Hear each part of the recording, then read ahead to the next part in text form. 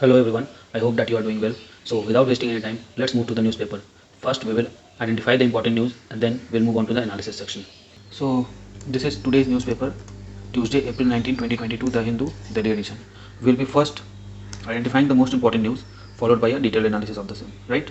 So let's see, ST set aside Ashish Mishra will not required, wholesale price inflation, okay, we'll give it a brief read. Lieutenant General Manoj Pandey is new army chief, okay, know about it, just nothing else on that section. Okay, nothing here, nothing here.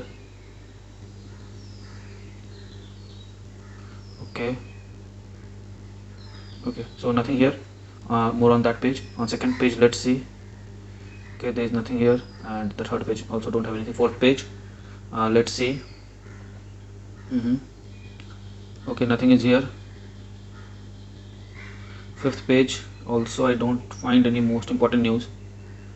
Okay, editorial page, let's see. India can criticize Russia Ukraine invasion, not required to read. These are just viewpoint. As far as exam is concerned, you won't be able to write even a single point from these things, okay, because whenever the question comes, it won't be coming on Russia Ukraine crisis per se, it will be coming on overall geopolitics. And when overall geopolitics is there, so Indian stance is right. In my opinion, it is correct, right? Criticizing anyone for doing anything won't be a solution. They have to talk so that a solution is reached. Okay, small bipoles, not. Okay, there's nothing here. Cryptos and CBDTs are not the same thing. Yes, we have to read this. This is a very important article because it is amalgamating two things. The first is your crypto, that is science and tech, and CBDC, science and tech, economy and polity are at the same place. Okay, the right price, I need to revisit recommendations to ensure not required. Sri Lankan lessons for India. India must step up domestic production from oil seed to renewable energy and defense equipment. Okay, we must read it. There is some ideas related to development of India, right? Consensus key for education, fulfilling local needs will make policy more meaningful. It is an understood thing. Fine, give it a read if you want. I won't be reading that. UK RAWANDA Asylum plan, we will just be reading this gist. Okay, understanding additional airbag mandate for vehicle, we'll be reading the gist only because we understand why there is an additional airbag, why it is made mandatory. Making sense of Hindutva, the present political movement required renewed look at nationalism, communalism and majoritarianism. Okay, we'll give a reading to just and see if anything we can find. I don't think we'll find anything in this, but still we'll try. Can't use loudspeaker without permit, says Nashik police. Those guilty will be held accountable, not required. Okay,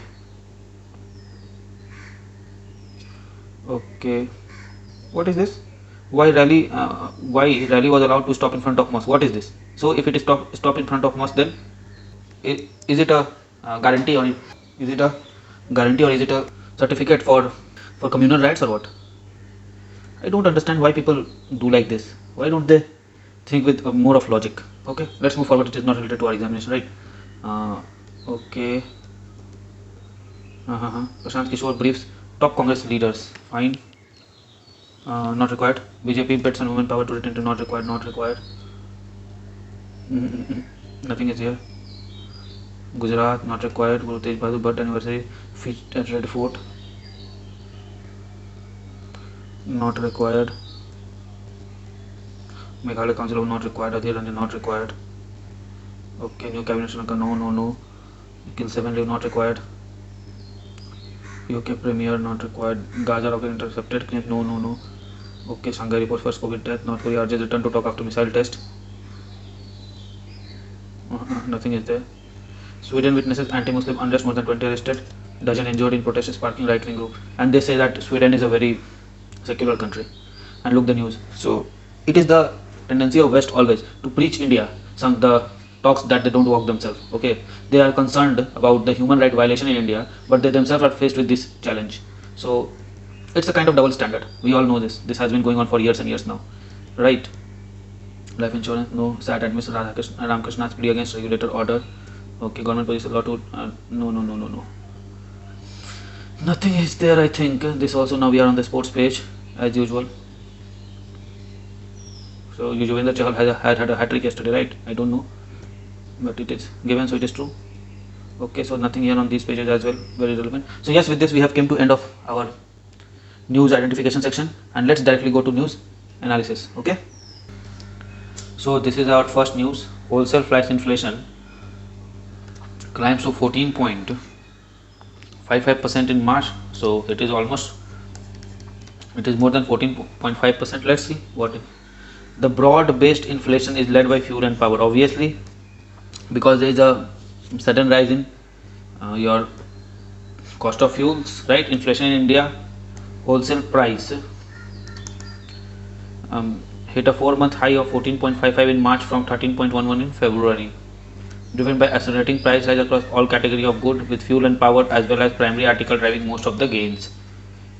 Okay, this is the 12th month in a row that wholesale inflation has exceeded 10%. Food and fuel and power inflation surged to 3-month high to 34.5%, while inflation in primary article accelerated to 15.4% or 54%. Okay, and there are only data. It has eased below 14. No. While retail inflation has hit 6.95% in March, likely due to high food prices, the wholesale price index inched up to marginally to 8.71%. Back of sharp rise in prices of manufactured food article, even as primary food remains stable. Okay, so this is the thing. High inflation was attributed primarily to rise in prices of crude, petroleum, natural gas. So why was high inflation? Due to rise in prices of primarily due to rise in prices of crude, petroleum, natural gas, mineral oil, basic metals, etc. owing to disruption in global supply chain caused by Russia-Ukraine conflict. The OEA, who published WPI? It is published by Office of Economic Advisor, OEA, right? DPIIT. Higher than expected, turning the broad-based spike in wholesale price index. Higher than expected. ICRA chief economist Aditi Nair said that jump in crude oil prices was the biggest contributor to rise in inflation, followed by fuel and core items, right? Okay, so this is the news. You understand now? Let's move on to the next news. So there were nothing on these pages as far as I remember. Okay, so we come to the editorial page. As usual, we analyze the editorial at last. Okay, so let's move further and analyze other newses. So there was no such news on these pages as far as I remember. There was there was no news here. There was something I remember. There was some. Okay, so with this we have come to the end of analysis of news. It was a small read today with respect to news. Now let's directly jump on to editorial analysis. Okay, so this is our article, crypto and a CBDC. Okay, so what is CBDC? Central bank backed digital currency. So the author wants to say that cryptocurrency and CBDC are not the same thing. He wants to understand us. He wants to make us understand that these two are different. What is the differences between the two things? And I feel that it's a good article. Okay. The central bank must note that central bank digital currency can only be a fiat currency and not a crypto. What is fiat currency? Currency backed by state. That is, it will act as a legal tender, right? And what is cryptocurrency? Decentralized form of currency, of digital currency. Okay, so let's see. Cryptocurrency will be discouraged via taxation and capital gains provision. Yes, about 30% flat. They have marked 30% flat tax on transactions, right? This was the message from finance minister during budget discussion in parliament. Will this slow the growing use of crypto in India? Russian kleptocrats have been using crypto to escape sanctions. Ukraine has been a center for crypto trading due to its lax rule and using them to raise funds for its war with Russia. Governor of Reserve Bank of India in February highlighted two things. First, private cryptocurrencies are a big threat to our financial and macroeconomic stability. Yes, because if public start to invest in this private currency, the Reserve Bank of India won't have a control over it, and automatic fall or rise may cause inflation. The second, these cryptocurrencies have no underlying asset, not even a tulip. Now this is a very important thing. It is referring to the tulip incident that happened some decades ago, where there was a heavy amount of gambling based on the fact that tulip will grow or not. It was something kind of that only, right? Okay, so what it is saying, that one of the problem is that it is one of the private cryptocurrencies will lead to what? Unregulated trade, and that may lead to higher inflation and destabilizing of the economy. And second is that it is not backed by any asset, not even a tulip, which means that the person, if the person obliged to pay for it won't pay for it, then how it can be taken, how it can be, the underlying value can be extracted. So two things are there. Soon thereafter, deputy governor of RBI called cryptos worse than Punji scheme and argued that legitimizing them against legitimating them. Okay, so one of the deputy governor called it even worse than Ponzi scheme, right? Yet RBI announced that it will float a CBDC. How do you understand all this? The Supreme Court of India has also asked government whether or not cryptos are legal. The government calling cryptos as cryptocurrency has unintentionally identified them as currency. Okay, so cryptos are there, they have been unintentionally identified as currency. Clearly, statement for RBI indicate a growing worry since proliferation of cryptos threaten RBI place in the economy, financial system. As I said here at this point, it is written here also. This threat emerges from the decentralized characteristics, as I have said here. Look, decentralized, okay. Decentralized characteristics of crypto based on blockchain technology, where central bank cannot regulate, which enables enterprising private entities to float cryptos, which can function as a asset and money. Crypto, which operate via the net, can be banned only if all national come together. Even the tax havens may allow cryptos to function, defying the global agreement. Okay, even then also, even if all the nations come together to ban crypto, right, or to regulate it, then also tax havens, as history suggests, may allow cryptos to function fine, defying all the global agreements. They have been facilitating flight of capital and illegally in spite of pressures from powerful nations. We have seen this already. Tax havens do allow that opaque tax regime, which leads to what? Which ultimately leads to flight of capital from the earned place to these tax havens. The genie is out of the bottle. The total valuation of cryptos is around 2 trillion, more than the value of goods held globally, and it is about what? It is about 1.5. Means we are, how much we are? Our GDP is about 3.2 trillion, right? And you see, GDP of India is 3.2 trillion. It is among the top 5, top 6 nations, and you see the GDP of the value added by this cryptocurrency is about 2 trillion. So you understand how big this trade is.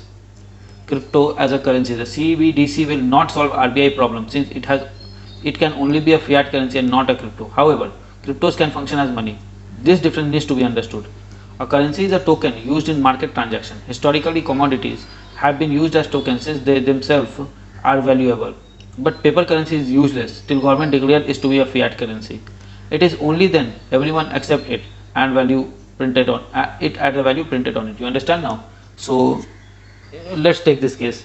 Initially, during your say Sultanate period, there was Tanka, Jittal, Shashgami, right? These types of coins were there. Some were made of gold, some were made of silver, some were made of copper. So with these things, the coin itself has its value. Like if it is say 12 gram of gold of silver, the coin is there of 12 gram of silver. So it has the value of 12 gram of silver. But what happens that these paper currencies, the intrinsic value is zero, because the cost of that paper, if that is sold at the, if that currency note is sold at the rate of the paper, is negligible. Okay, so what needs to be done? Then government declares that that we as government, we promises to pay the bearer the sum written on this note. If it is a 100 rupees note, then it could be paid. Then the bearer, if present that note to RBI, he will be given an amount equivalent to rupees 100. You understand now?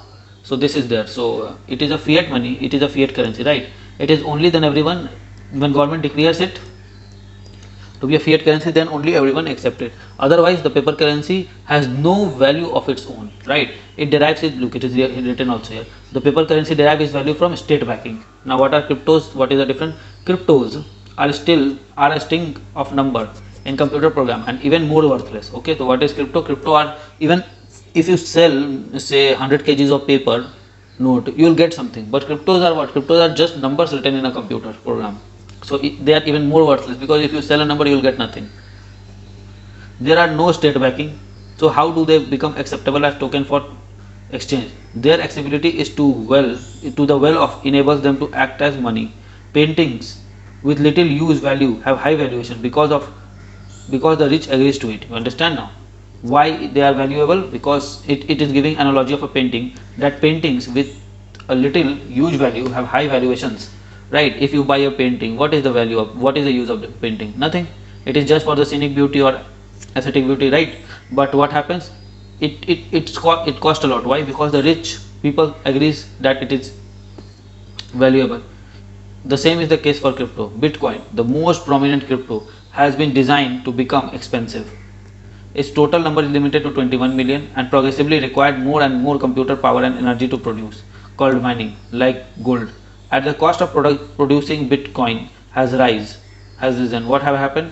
Cost of producing Bitcoin has risen. Why? Because its number is limited to 21 million and every time it is mined, it becomes more difficult to mine the next time. Okay, so the cost of producing Bitcoin is rising and its price has also increased. This has led to speculative investment which drives the price higher. Okay, so price is rising and it is encouraging people to speculate that price will rise more, and as it rises more, it fuels them again that it will rise more, and in this way what happens, it attracts more and more investors. So since 2009, in spite of widely fluctuating price, they have yielded a return, making speculation successful. You understand now? Unlike the tulip mania, the RBI governor statement that cryptos had no underlying asset, not even a tulip, refers to the time when tulip prices rose dramatically before they collapsed. But tulips cannot be used as token, while cryptos can be used through the internet. Also, the supply of tulip can be expanded rapidly as their price goes up, while the number of Bitcoin is limited. So crypto acquires value, can be transacted through net. This enables them to function as money, right?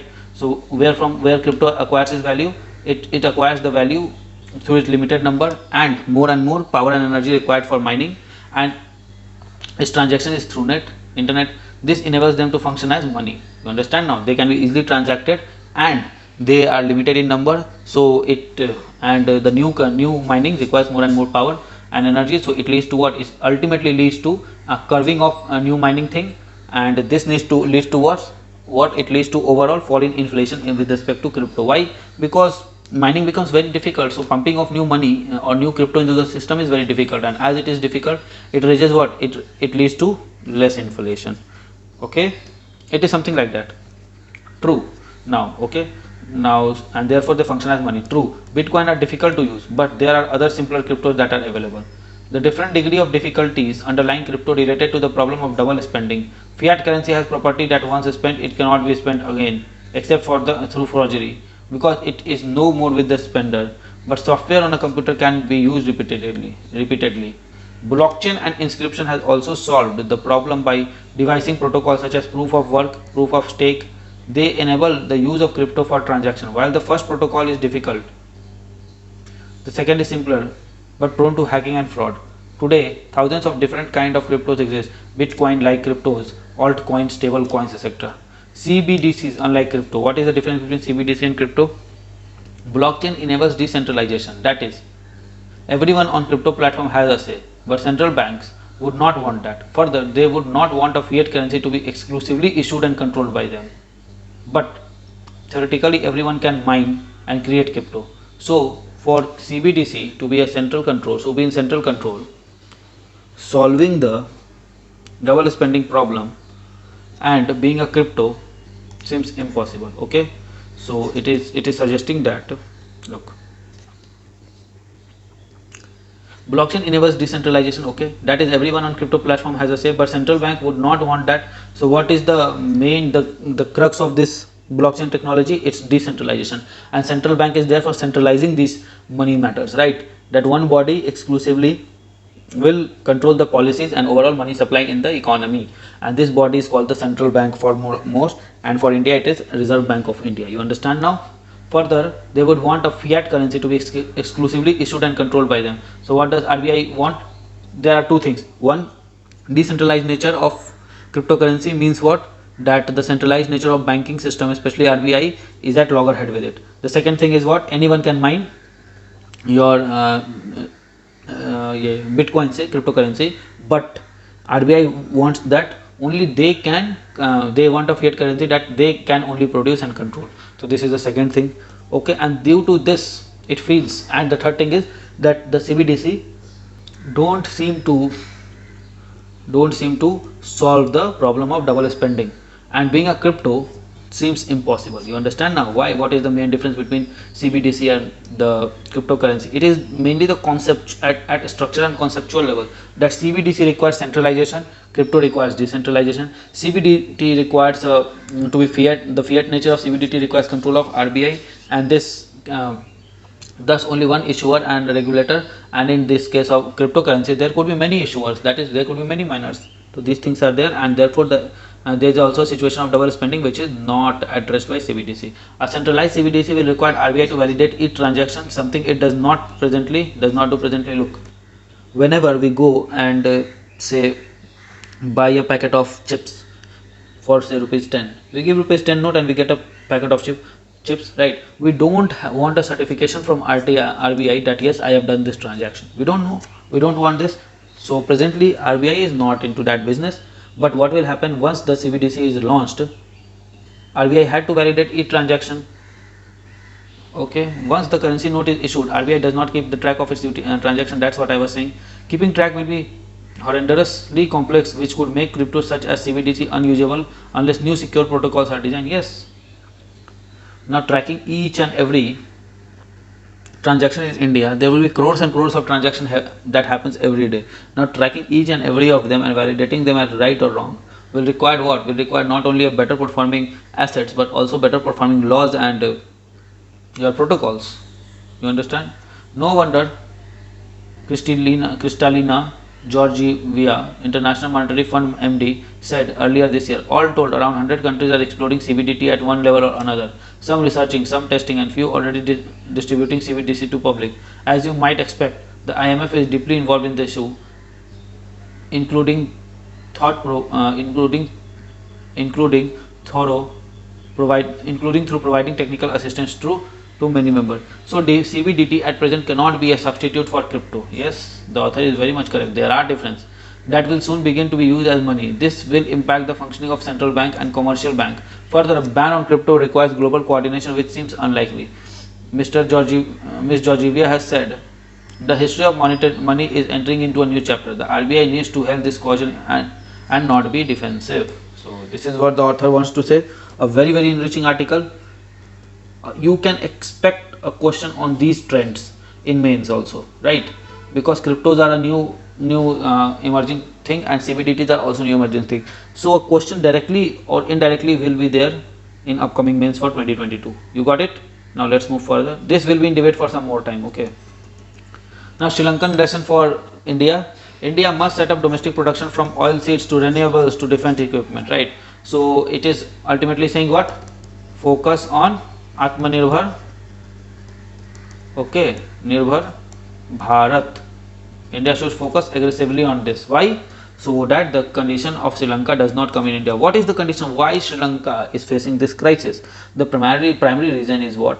They are a tourism intensive industry, and tourism was badly hit by the pandemic. Since the tourism was badly hit by the pandemic, it led to what? The fall in overall forex reserve of Sri Lanka, and the forex reserve fall led to what? It led to its defaulting temporarily on its debts, right? And this is what is the main problem. There is a very high inflation, and there is very low jobs, that is high joblessness as well. It is a kind of they have entered a kind of stagflation, not technical stagflation, but this is a kind of stagflation as far as I understand this, right? And so India should also learn that depending upon only one sector or one type of manufacturing or one type of activity or service sector, that to construction or something like that, may be hit by another pandemic, and that will lead to India's beginning of challenging situations, right? So before that, we must focus on Atmanirbhar Bharat aggressively and get at least our agriculture, our energy and defense security tight. Okay, so with this background, let's give it a very small brief read. I understand this would be there in this article. Sri Lanka has been in news so much that of late that its current woes are the stuff of popular knowledge. Everyone can see the extreme deprivation caused to its people due to absence of the staple food at affordable prices. Fine, in market and shortage of petrol at pump. Those with even a modicum of knowledge of economics can trace is back to the dwelling foreign exchange reserve, which are needed not only to import food but also to service external debt. They would even comprehend the default on the debt has now taken place. But Sri Lanka's foreign exchange crisis is the only symptom of larger malaise which needs to be understood. How is it that a country fails to produce sufficiently even most basic of foodstuffs such as rice, milk powder, etc.? That is less easy to comprehend. Since the end of colonial rule, Sri Lanka political arrangements have been an amalgamation of nationalism in politics and welfareism in economy. Okay, so nationalism in politics and welfareism in economy. Ethno-nationalism was at stake to forge a nation state in terms of Sinhala identity, the beginning of which has emerged in 50s. It is recognizable in official Sinhala only language policy introduced at that time, though this may have been diluted subsequently. It empowered ethnic chauvinism and left the sizable Tamil speaking population insecure. Okay, so it is saying that nationalistic, right, nationalism in politics and welfareism in economics, in economics or economy of the country has led to this deprivating condition. And then also ethno-nationalism and son of the soil policy, Sinhala versus Tamil issue, these things are more or less responsible for the current situation, and the rising or dwindling foreign forex reserve is just a symptom of the larger disease that is caused to the Sri Lankan economy and socio-political economic conditions, right? Linguistic disenfranchisement, Sinhala versus Tamil issue. Okay, you give it a read, there won't be many things here. Okay, and then there is political economic lessons. This we must do. If the first lesson from Sri Lanka is about how politics can affect the economy, the second is about how flawed economic policy can affect the economic prospect. Look, polity is the guardian of economy. Always remember this. Once the polity changes, economy and vice versa is also true. You say economy is the guardian of polity, right? Economy is the guardian of polity. Once the economy changes, the polity changes too. What happens that here what happened, polity was on the change, that means economy was also on a change. It is simple to comprehend, because economy is the guardian of polity is changing. In sense, you can see that there was a lot of Tamil versus Sinhala issues, there was a lot of nationalistic comments, there was a lot of anti-India sentiments, and all those things leads towards actually change in polity, and that is symbolic of what? Change in economy. There was a change in economy also, and this economic policy, right, this was flawed. The change in economy based on the economic policy was actually flawed, and that led to and that affected the economic prospect of the nation. The country first came into world reckoning in 1950 when its economic policy was lauded for welfare program that included subsidized rice. So in 1950 it was giving subsidized rice, but not everyone was impressed at the time. In his autobiography Home and the World, Amartya Sen narrates how Cambridge economist John Robinson had described this act of case wanting to taste the fruit before it's growing it. Okay, Mr. Sen implies that he was not convinced by this view, but his supervisor appears to have been endowed with some remarkable foresight. Now the grand dame of economics in her time could hardly have been against the idea of welfare per se, living as she was in UK, the world's preeminent welfare state. She was very likely decrying welfareism, which makes the distribution of consumer good and central piece of economic policy, right? In the case, she has been proved right. Look, welfareism is a branch of economics that deals with who gets how much welfare,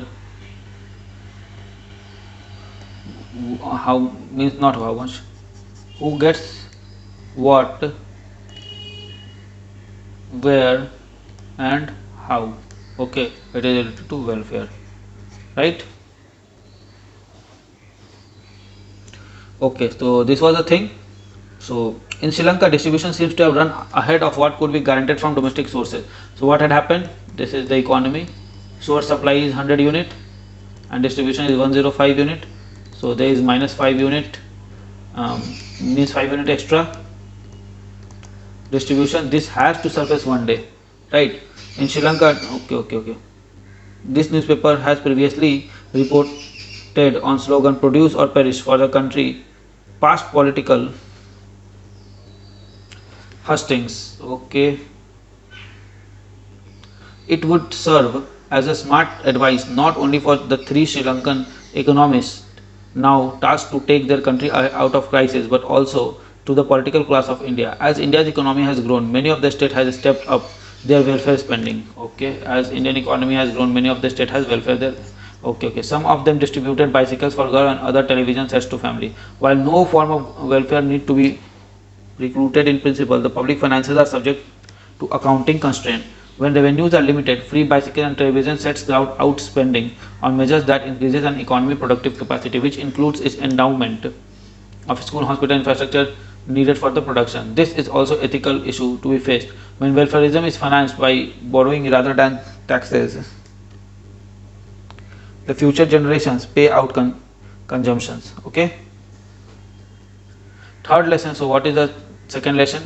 When welfareism is financed by borrowing rather than taxes, future generation pays out the compensation. Obviously, when you are borrowing and spending it on unknown thing, then you have to service it back also, and this servicing will be done by future generation. So welfareism should be backed by taxes and not borrowing. A third lesson from Sri Lanka is to not treat openness to the world economy as a panacea.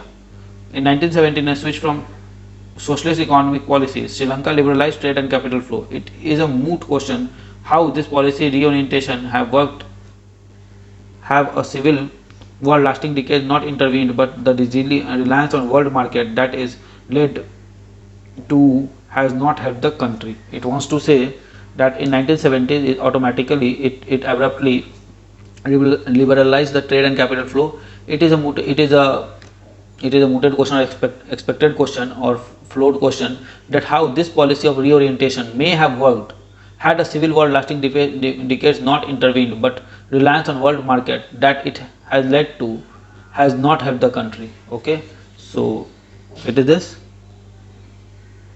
worked had a so it is saying that how this policy reorientation would have worked if there was no civil war that lasted for a decade. Okay, war lasting had not intervened, but in spite of that there would have been a reliance on world market that it led to has not helped the country. Okay, a celebrated theorem in economics, the theory of comparative advantage, encourages country to specialize in production and to rely on foreign trade for goods that it does not produce. Okay, so what does this say? Comparative advantage means what?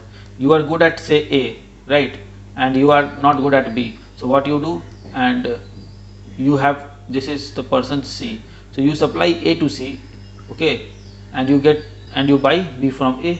This is how it goes, right? This is called comparative advantage. Since you have an advantage in production of A and the other place has advantage in production of B, so you do what? You sell A to some C, A products to some C, you will have money, and then buy B product from B, some products from B, by giving them money.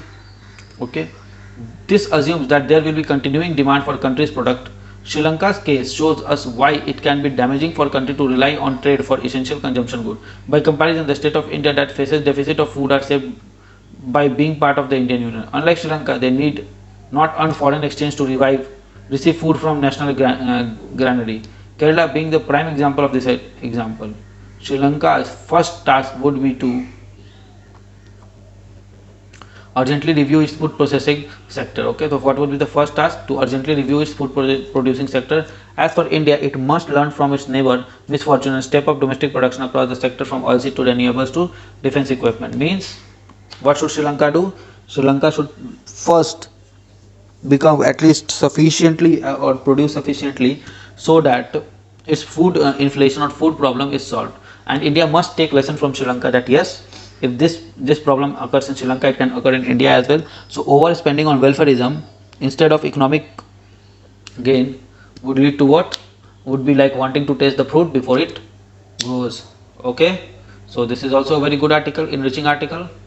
It has a lot of thought for food for thoughts, right? So give it a read one more time, you will get the gist of it. The UK Rwanda asylum plan. Let's see what it has to say. The Rwanda deal is the operationalization of key objective of UK nationality and border bill, which is to deter illegal entry into United Kingdom, thereby breaking business model of people smuggling network. Look, UK says that we don't want refugees.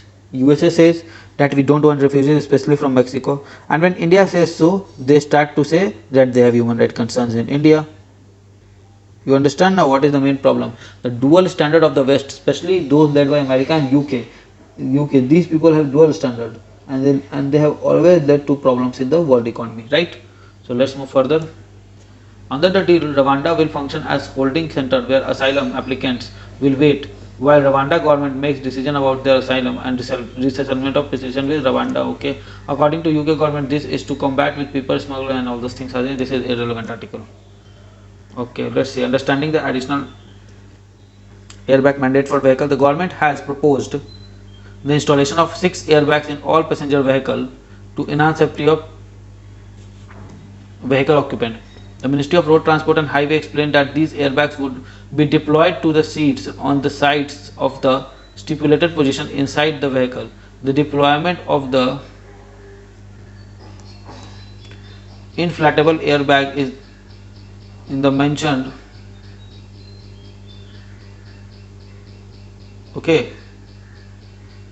position would help to mitigate injuries to in the torso region or the ejection of occupant from the vehicle. Fine, so airbag will do to what? It will protect your torso region and also your ejection from the vehicle during a road bang, right? Okay. Automobile market analyst stated that installing 4 additional airbags in vehicle would increase the cost by about 18,000 rupees. Okay, so there are cost implications as well, but yes, cost is less important than life. If it could be a lifesaver, then yes, I agree to it, right? Let's move further. Making scene of Hindutva, a debate that has been there since 1900s only. So let's read the gist and see if we need anything from this. I don't think we'll need anything from it. Okay, the background would be that the riots of Jahangir Puri. I think this is the background. The complexity of current moment in Indian politics is the overlap between marginalized cultural groups that are asserting their identity through conservative social ideology. Okay, and who are these marginalized groups? Let's read further. The political project of the right has subverted the binary distinction B.R. Ambedkar made between revolution and counter-revolution. Ambedkar said that Buddhism is a revolution that privileged the Shudras, provided them with equality, while the counter-revolution was forced by Brahmin to subject the Shudras. What we are witnessing today is a counter-revolution that has the promise of being a revolution. Okay, so let's read further and see what the author actually wants to say. These are just the prelude to actual thing. Okay, the wide gap that was created between tiny liberal entities and swath of cultural subalterns due to failure of the development state is being subverted by muscular inclusion of group that has that lay at the margin. The moral legitimacy of Hindutva lies in the silent change of subversion they are bringing about.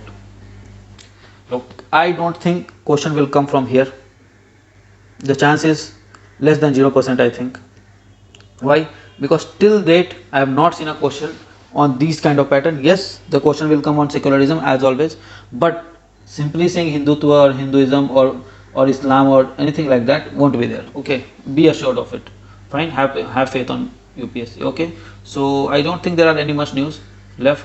We have covered all the important news. So with this we come to end of this newspaper analysis today. Okay, cut. So friends, I really hope that you like this video. If you like this video, give it a thumbs up and don't forget to subscribe our channel and share this video with your friend. Follow us on Telegram as well. Also, keep studying hard, keep following your dreams and keep tuned to our channel. Comment below for any suggestion. Till then, goodbye, good luck, keep studying hard.